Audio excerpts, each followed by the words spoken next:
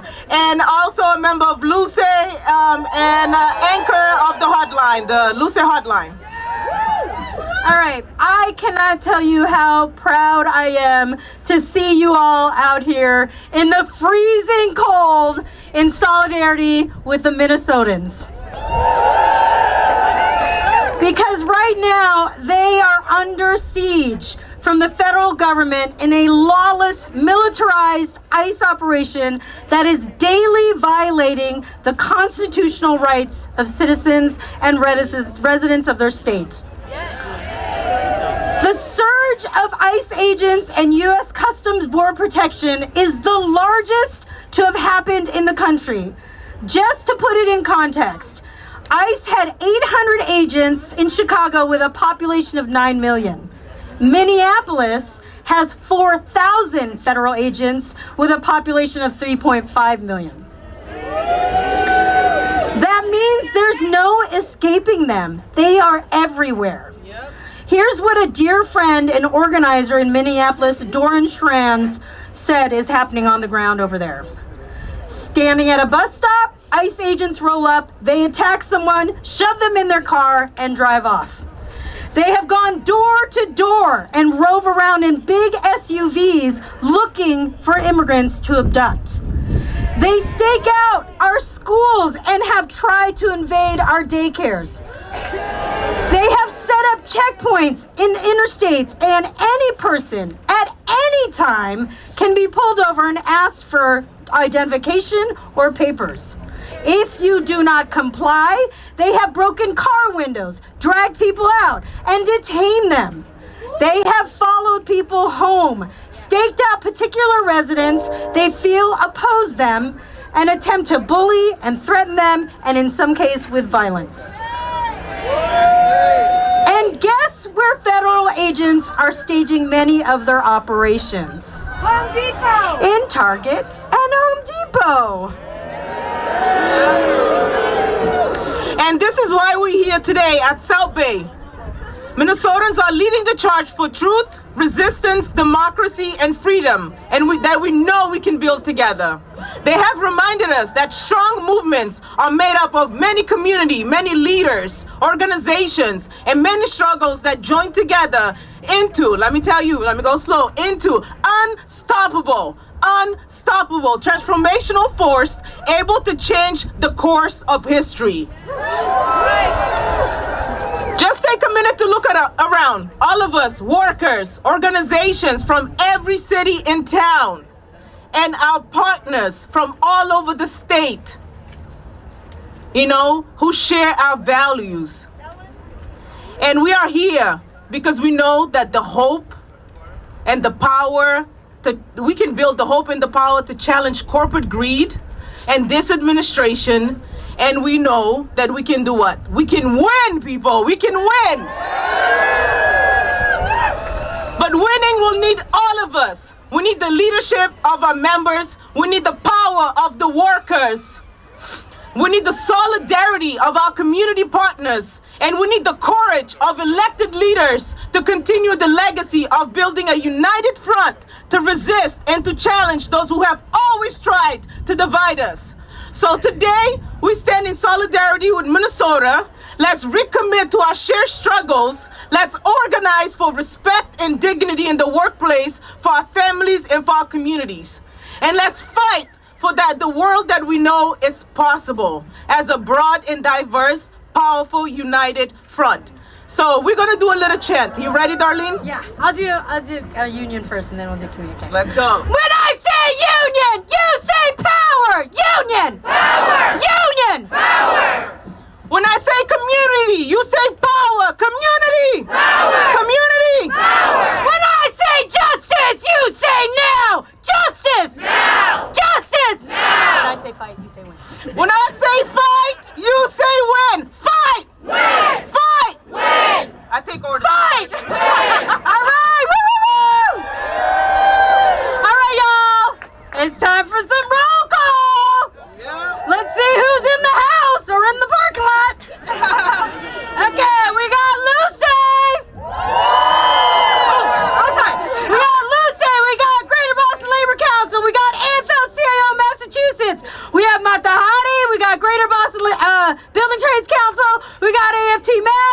got neighbor to neighbor. No, we're not done. We're not done. Hold your horses. We got IBW 103. We got 1199 SEIU. We have MTA. We have BTU. We have 509 SEIU. We have Local 26. And we have my favorite union. Sorry, y'all, because I used to work there. SEIU 32.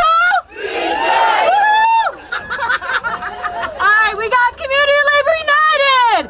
We got New England Community Project. We got ACE. We got Mass Senior Action in the house. T from May. Clean Water Action. Chinese Progressive Association.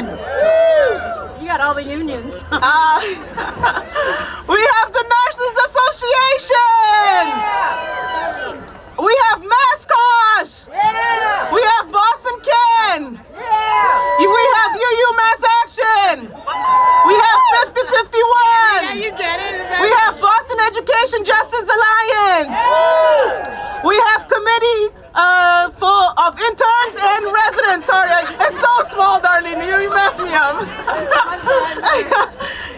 We have Somerville Stand Together. We have the City School. We have JOSA. We have Indivisible. We have Massachusetts Education Justice Alliance.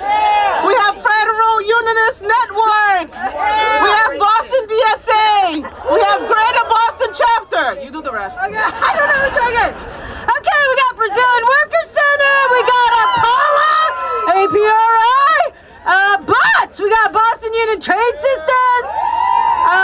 SAG-AFTRA's in the house. BCAN, Boston Education Justice Alliance. I think you already said that. Okay, I'm so sorry. Did I miss anyone? Oh, AFSP. Oh, wait. AFSP counts 9 to 3. UFCW. UFCW 1445, Sheet Metal Workers, Local 17, IATSE, Local 11, Old Dykes against Tech Brothers. I can read that. All right, who else we got? Indivisible, Amasia, JOSA, who else? Labor Guild, Local 7, Ironworkers, Local 7. Anybody else? All right, okay, we also, I don't know, just shouted. FG's in the house. All right, excellent. We have everybody here, y'all. This is the movement. Let's give us all a round of applause. Okay, we're going to have our first speaker come up today. That's you. So we're going to have our faith leader, Rabbi Rebecca Hornstein, who is going to. You ready? Are you okay? Okay. Safety first. Safety first. All right. Hi, everyone. It is so wonderful to be here with you. What an incredible crowd of labor and community coming together today. My name is Rabbi Rebecca Zimmerman Hornstein. I'm the executive director of the Boston Workers Circle. We're 1,000 members strong, 125-year-old progressive Jewish community here in Boston. The Workers Circle was founded by a group of immigrant sweatshop workers, and they founded it to take care of each other as they built solidarity in the fight for a better world. Our founders believed that the future of the Jewish people is bound up in a shared future with our neighbors wherever we were. Today, I carry on their legacy as well as the legacy of my grandparents, who are Holocaust survivors. My grandmother was a partisan fighter in Warsaw who fought back and resisted fascism side by side with her neighbors of all religions and backgrounds. I'm also from South Minneapolis, the area where Renee Good was murdered by ICE agents 2 weeks ago, and an area at the center of a campaign of cruelty and brutality by our own government. When I talk to my friends and family in Minneapolis right now, they all have the same message. Whatever you are imagining it is like here, it is much, much worse. I hear their stories of teaching to empty classrooms because their students are too afraid to leave their homes. I hear their stories of being sprayed with chemical weapons by ICE agents for the crime of asking a question or for asking for their legal rights. And I hear their stories of seeing neighbors snatched from cars and abducted from bus stops. Shame. And these are just the first and second-hand stories from people I am personally in touch with. So it is impacting everyone. It is an escalation of the cruel tactics ICE has long used against our immigrant neighbors and continues to use right here in our own communities. Right now in the Jewish calendar, we are in the middle of reading the story of the Exodus from Egypt. The story of a tyrant obsessed only with his own power sounds familiar, and a story of people who stood up to say enough is enough. The first resistors in the story are two midwives who bravely defied Pharaoh's orders to kill Israelite children. One of these heroines is named Pua, and Jewish tradition tells us that her name comes both from the comforting cooing sound she would make when taking care of babies, and from the Hebrew phrase Hofia Panim, which means a confrontational face, for the way she boldly and defiantly stood up against the Pharaoh, even when it came at great risk and personal cost. The people of Minnesota have the same spirit of both care for each other and of fierceness. There's another message I hear over and over again from my friends and family in Minneapolis. The people are rising up and they are rising to the occasion. Everywhere ICE shows up, people are there to protect each other and to take care of each other. At their daycare centers, their schools, their workplaces, their places of worship, they are connecting with their coworkers, with the neighbors on their block, and they are fighting back. The response has been big, bold, beautiful, and deeply human in the face of immense inhumanity. The people of Minnesota are standing up to say, the more you tried to scare us, the more of us will show up. And because we know that what is happening in Minnesota is just a test to see what they can get away with and to try to make us here afraid too, we will also say, as the people of Massachusetts, the more you try to scare us, the more we will show up. So in the face of ICE, in the face of this administration, may we be like the midwives and may we be like the people of Minneapolis. May we stay caring and may we stay bold. May we hold each other close and may we be relentless in the face of oppression. May we have the wisdom to follow the lead of those among us who are carrying the heaviest weight, and may we boldly stand up to tyrants as though our own lives and liberation depended on it, because they do. They do. May we remember to keep our hearts soft and open to the pain of this moment, and let our grief spur us to the action this moment calls us to do. And may we walk together, standing in solidarity with each other, bravely, fiercely, and rooted in the deepest love and humanity and care. Amen. Amen. Thank you, Rabbi. I gotta watch for this. I'm gonna end up falling.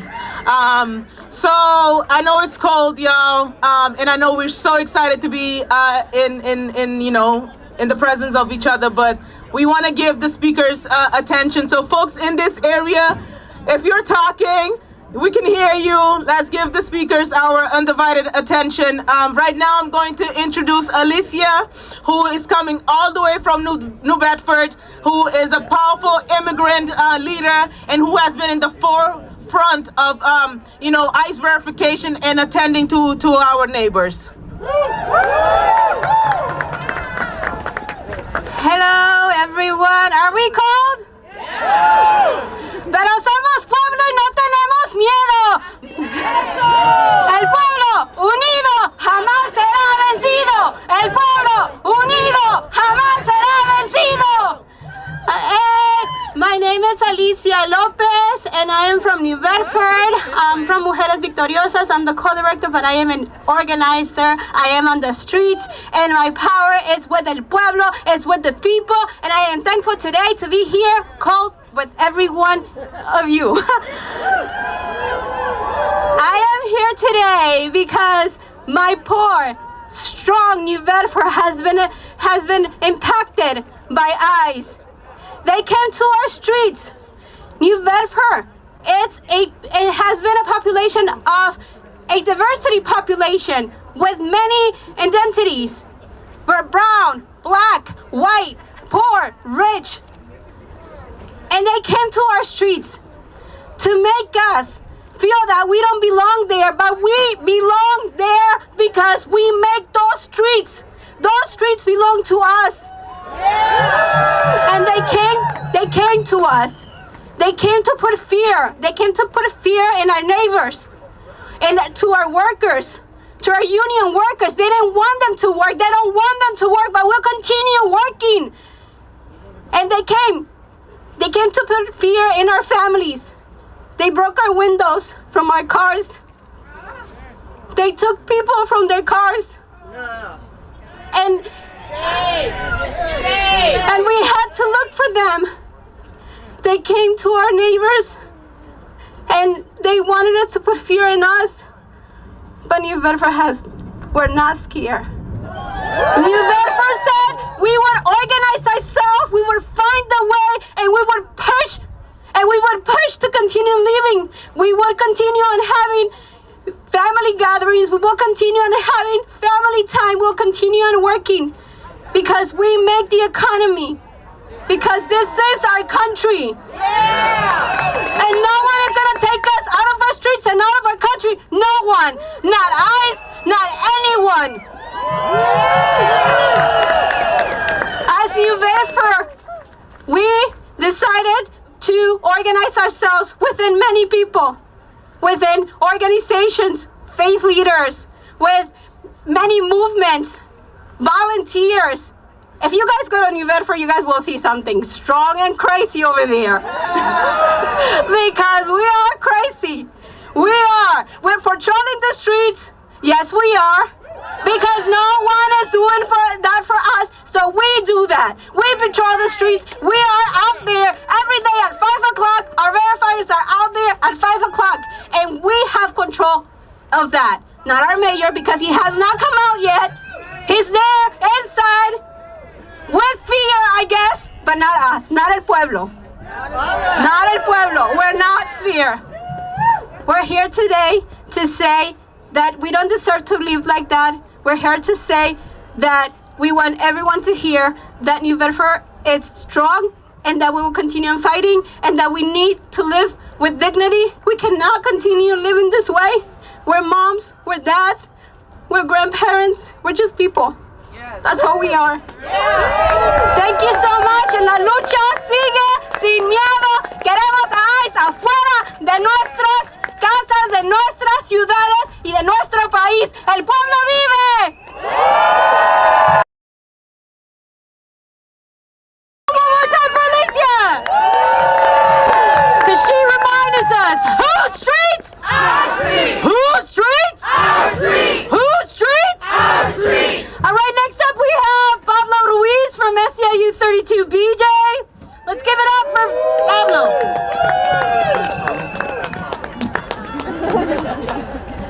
Buenas tardes, mi gente. So the following is a portion of a recording that we made by the wife of a detained union member who offers it anonymously to protect her family. We can call her Lourdes and her husband Esteban. Esteban is one of 3 members of 32BJ SCIU who ICE seized in September off the streets on their way to work.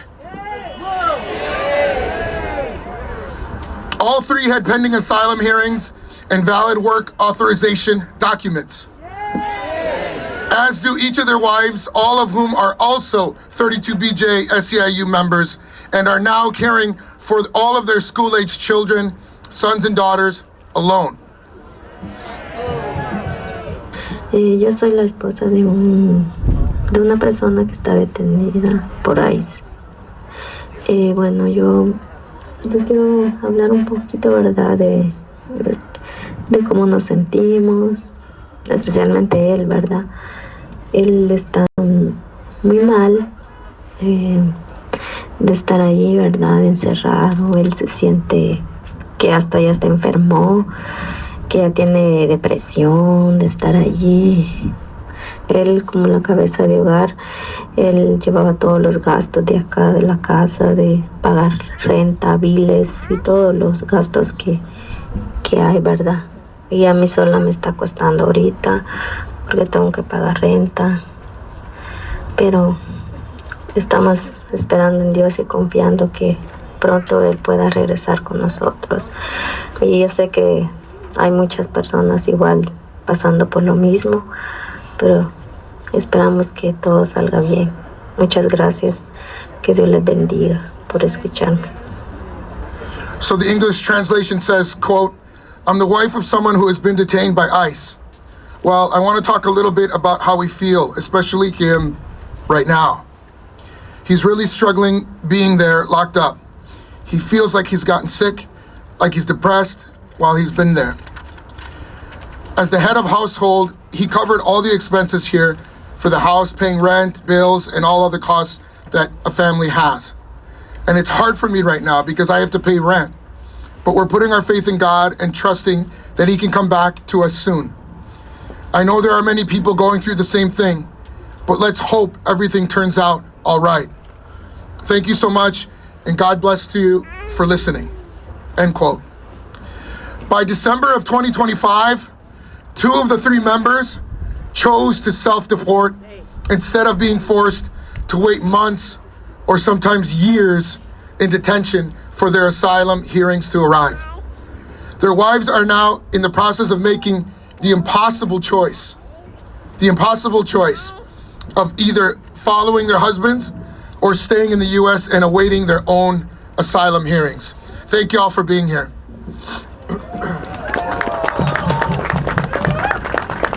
Give it up for Pablo one more time. You gotta stay warm. So the next speaker is a Brazilian immigrant, and we know the Brazilian community has been the hardest hit by ICE. And we know, as Pablo was talking about self-deportation, right now, lots of Brazilians are choosing to self-deport even when they were already waiting for their asylum case to be approved. And that's a shame. So right now, let's give it up for Héctor Soares. Hello everyone, good afternoon. My name is Héctor Soares, and I'm the child of 2 Brazilian immigrants. My father was unfortunately taken from my family by ICE in June. It still impacts us every day. My brothers cry while trying to understand why they can't have a dad anymore. I have to sit and tell my brothers how this country chose to take him away from us. How this country now has decided that he's a criminal when he has no criminal record. Only crime he's committed is being here as an immigrant. With the escalation of ICE patrols in our neighborhoods, we are seeing just the beginning of what our future is under the control of a fascist leader. What more proof is needed to give our community some urgency to act?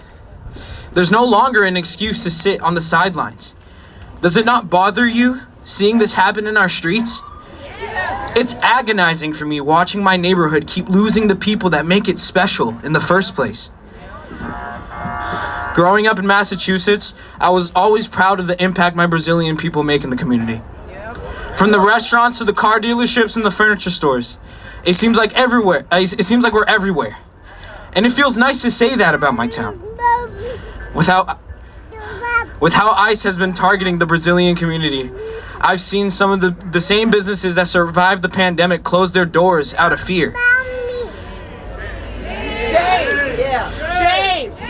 People now have to choose between their way of living and being able to see their families again. Because of ICE, I see less of my people now. Now my town feels less like home. The Brazilian community here that was once filled with hope and opportunity has been torn apart by the government that swore to protect us. As a collective, we need to fight for a better future for the immigrants that built this country. For a nation that was built on the backs of immigrants, it has spit in our faces, and we can no longer let them take advantage of us. How many more families are gonna have to get separated? How many more people are gonna have to die for this to be an issue to stand against? Why must I live in fear that maybe my mother will be next? As a community, we can't sit and watch our people suffer. We can't when we can stand for them and fight. In times like this, being ignorant and uneducated makes you part of the problem. And choosing to not educate yourself is the same as choosing to be complicit in the mass deportations that are happening all over this nation. You can be the difference in your community by knowing what actions to take when your neighbors need you. Thank you. Thank you so much. Let's give it up for him one more time. I think basically what he said was, if we don't get it, if we don't get it, if we don't get it,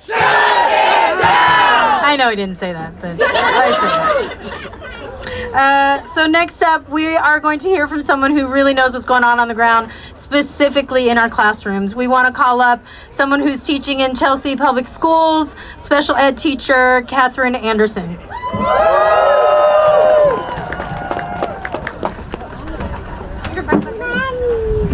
Hi everybody, thank you for being here today. We're all here because we understand solidarity. Understanding solidarity means that we understand the connection between Minnesota and Massachusetts, the past and the present, others and ourselves.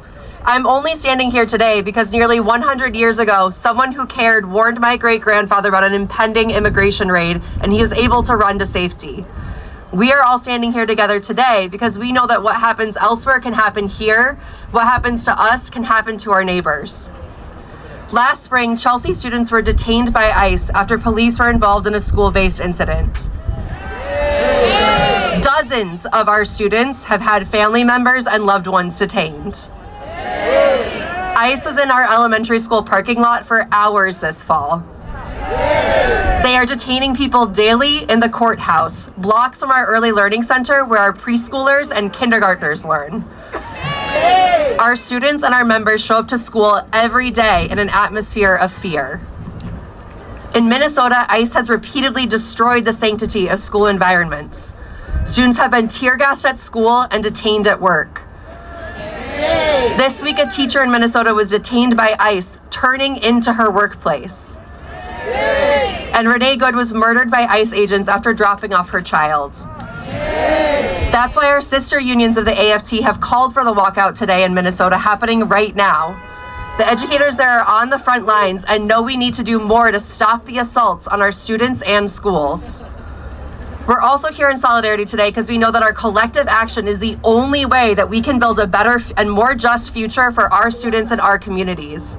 In the face of this ongoing racist brutality, we are working together to forge a safer, kinder path. Union members in Chelsea have participated in ICE Watch through Luce, shared Know Your Rights materials with families, and are working with the district to set up responses to possible scenarios. Because we know that what happens in Minnesota could happen here. In Minnesota, our educator unions have worked tirelessly to get their children and their members released. Some places have had to pivot to shut down schools and pivot to hybrid learning.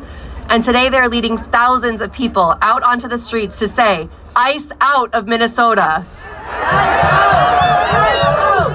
The AFT is doing everything they can to support our union siblings there, and President Weingarten and our own state Fed President Jessica Tang are marching in Minneapolis with them today.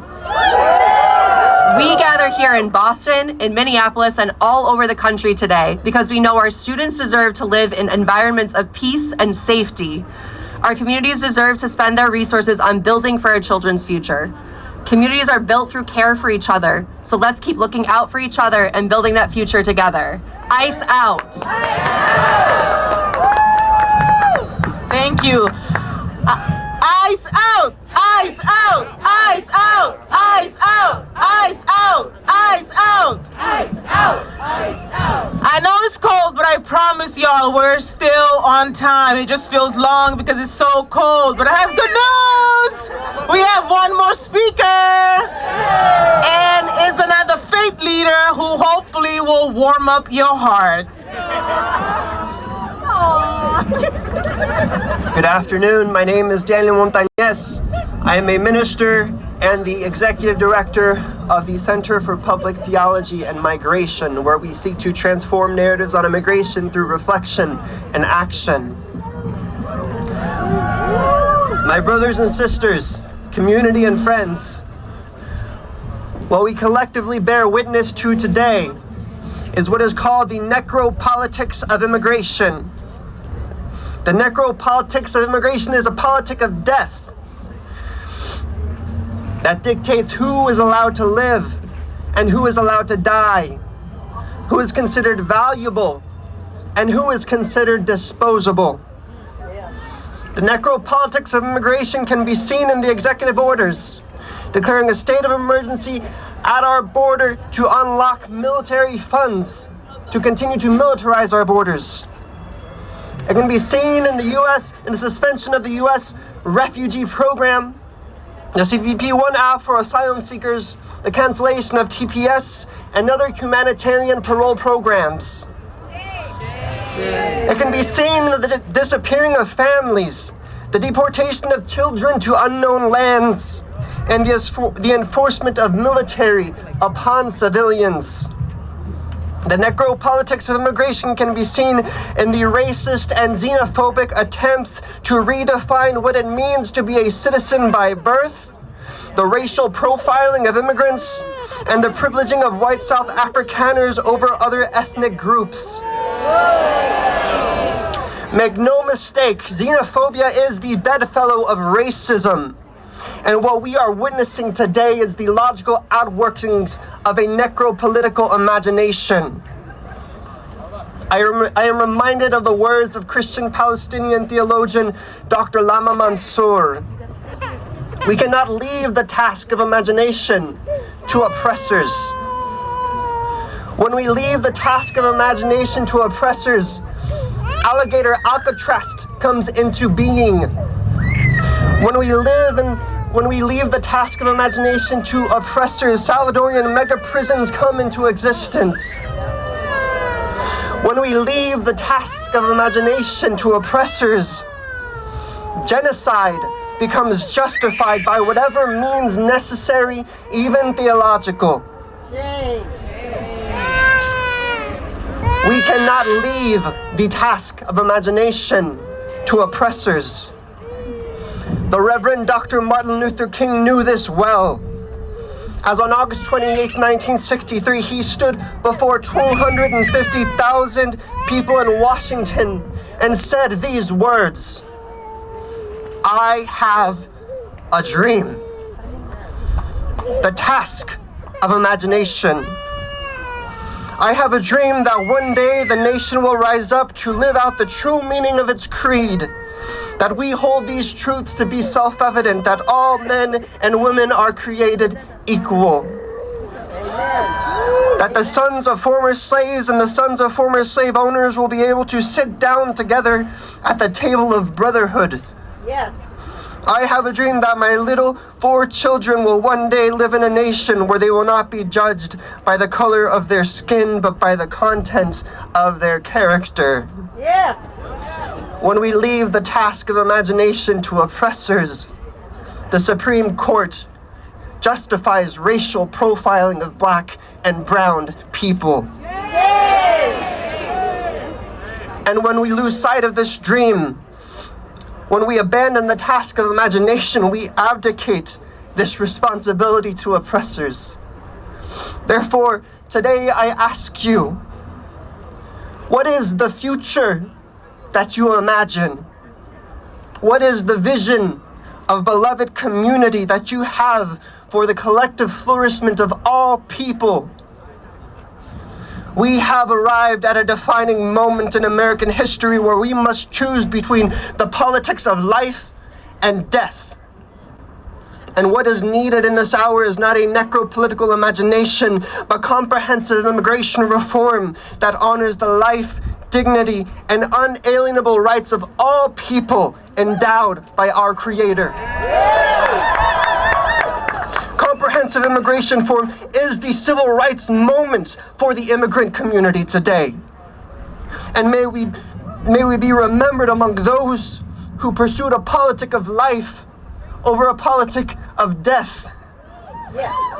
Let us engage in this task of imagination together. Thank you so much, Daniel. Okay, before we get our bodies moving and warm, we have another person who's going to warm our hearts with a song. Please welcome Khalik Williams, Executive Director of City School. Hey everybody, my name is Khalik Williams. I'm the Executive Director of the City School and a husband to a union member. So we're gonna go ahead and get our voices warmed up so we can let them know what's happening over here. So y'all gonna sing with me. It's not gonna be a solo act, okay? Y'all know this song, so we're gonna do it together. Sometimes in our lives, we all have pain. We all have sorrow, but if we are wise, we know that there's always tomorrow. Let me hear you. When you're not strong, and I'll be your friend. I'll help you carry on, for it won't be long till I'm gonna need somebody to lean on. You just call on me, brother, when you need a hand. We all need somebody to lean on. I just might have a problem that you'd understand. We all need somebody to lean on me when you're not strong, and I'll be your friend. I'll help you carry on, for it won't be long till I'm gonna need somebody to lean on.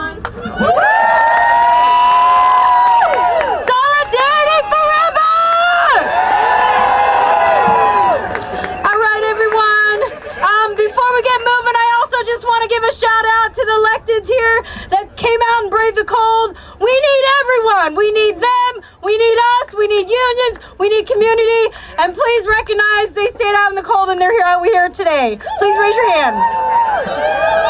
All right. So here's what's going to happen. Oh, wait. This is you, Dee. Delegation. Okay. Okay. Here's what's going to happen. Dee's going to get her script. She's gonna pull it up in the cold. Okay, I'm gonna ask my question again. Massachusetts, are you awake? Thank you. In solidarity with Minnesota, we are sending a delegation into Target to demand that they stand with the people of Minnesota. As Darlene said earlier, Target is Minnesota's leading corporate citizen. It is the largest employer in the state. Minnesota's sports teams, they play in stadiums and jersey with the Target's logo on them.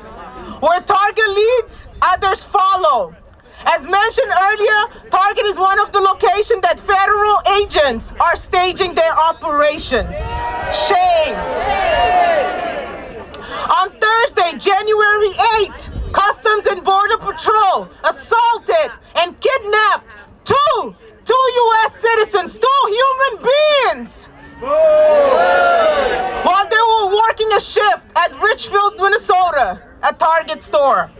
On Sunday, January 11th, again, Customs and Border Patrol. They entered the Midway Target in St. Paul, Minnesota, along with a team of agents to apparently film propaganda. We need Target to stand with the people of Minnesota against these attacks and to please help them.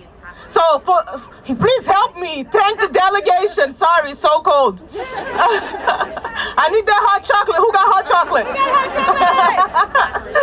So please help me thank the delegation who will be going inside a Target to deliver the letter in solidarity with Minnesota. So we have Darren Howard.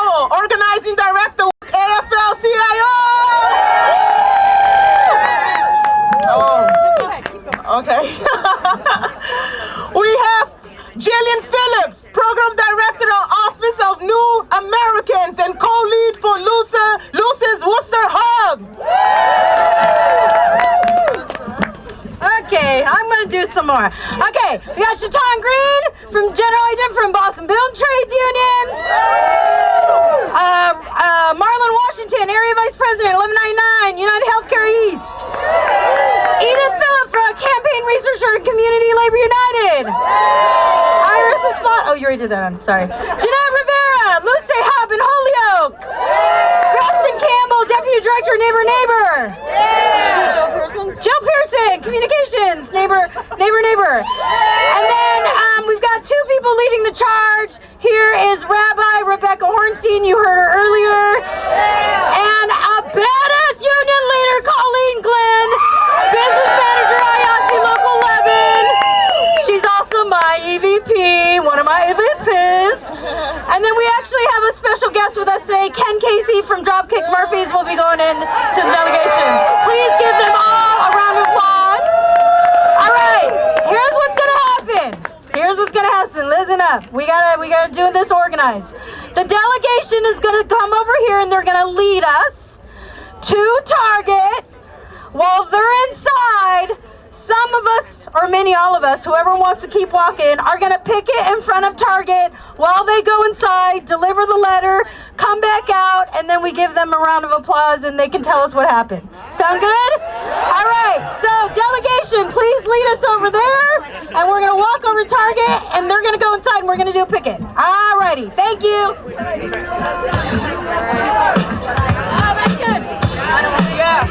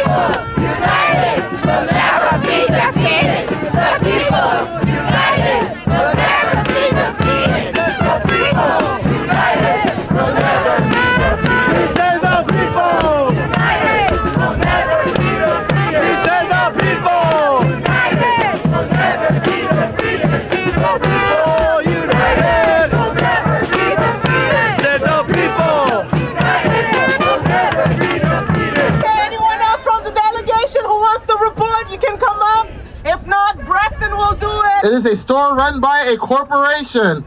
And so we were met by a manager and we gave our demands and we were told that he would send them up the chain. We then asked them to post a sign saying that they are a Fourth Amendment store, would not allow ICE to come inside without a warrant. And once again, however, they said they would again send that up the chain. And so I asked some more questions to the store manager, highlighting the fact that ICE is running rampant right in this community right here, and if they came in here to take one of your employees, what would you do? And he said that he would have to talk to corporate. Your people should know that they are safe. Your employees should know that they are safe. And so that is how that went. So they are going to send it up too corporate. But again, shame. But we'll be back. Because people have the power, right? Who has the power?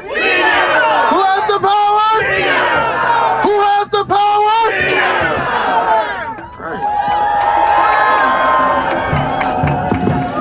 And if you want to be annoying, you can call them every day and ask them how is that climbing up the ladder going. So we want to do a couple shout outs because some folks really helped us. They threw down for this rally to happen. I want to start by thanking Carl Clare. Oh, is it Claire, Carl? I want to thank Carl for leading the marshals and the safety team. Along with Jeremy from AFT. And I want to thank Brenda from MTA for leading the chants. And I definitely want to thank Darren Howell. Where is he? Woo! From AFL-CIO. Brian Doherty from Boston Trades. Because I'm cold. I'm just going to cut the words. You know, it's really cold out here. Want to thank, who else? Darlene, help me out because it's cold. I want to thank Rachel because she's at school and she still did all the flyers. Yeah, Rachel. Who else? So many people to thank.